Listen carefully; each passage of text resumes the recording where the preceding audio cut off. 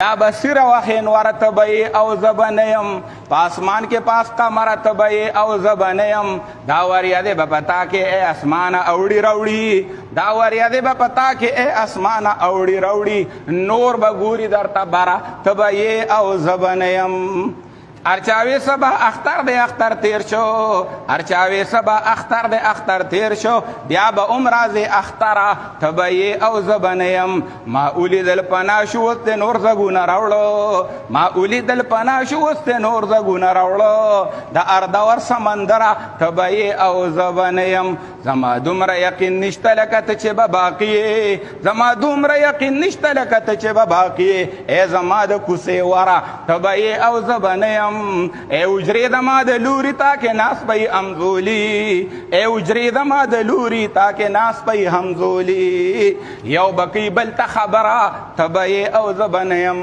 زویم نیمو خلقو با پدې پښتنو سوچو مسلمانانو کې دا چې ګریم دي دا چې جانوم دي دا چې مولانوم دي دا چې تبلیغیانوم دي دا چې ټوپۍ والا اوم دي دا چې منځګزاروم دي د نیمې نه سیوا به داسې چې میټرې پانسي کړی دی چا پکې هغه ستن غوندې لګولي نو درولی دی چا ولا سافټویر کړی دی هلته کې هغې کاکا سره چا بل څه کړي دي دا ټوله غلا ده که وابډې والا روانې کوي وابډې والا زیاتې کوي و بي چور هغې سره به هم رب العالمین حساب کتاب کوي دغه ظالمانو سره چې هغې له د حکومت د طرفه یا 600 یونټې ورکړي چې دا مفتی دي چاله مثال 1000 ورکړي چاله 1500 ورکړي نو د هغې هغه ایسیګان ورکړه لګېدلي د هغې هغه مفت یونټې هغه په 2 په 3 ورځې کې خلاصي او دا باقي میاشت ټوله غلا ده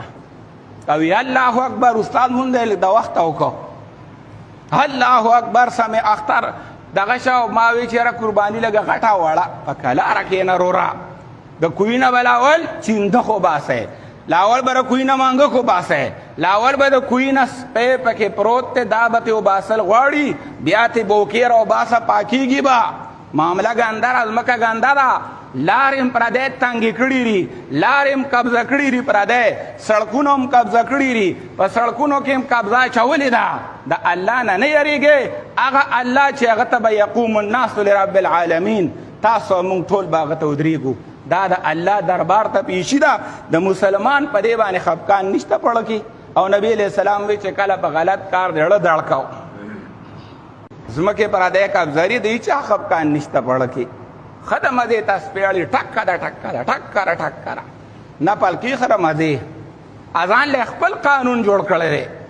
رب العالمین ویلی دي قرآن ویلی دي چې تاسو به ویش د جایدادونو کوئ ویش به د مالونو کوئ صورت نساء وی او دې څه چلو کی دا یو خور اپا تا سره شوه دا باجی ما سره شوه دا کوکۍ هغې یو سره شوه دی دا ویشل لا ویشل کوي ولې ته الله دوکه کوي یخادعون الله د الله دوکه کوي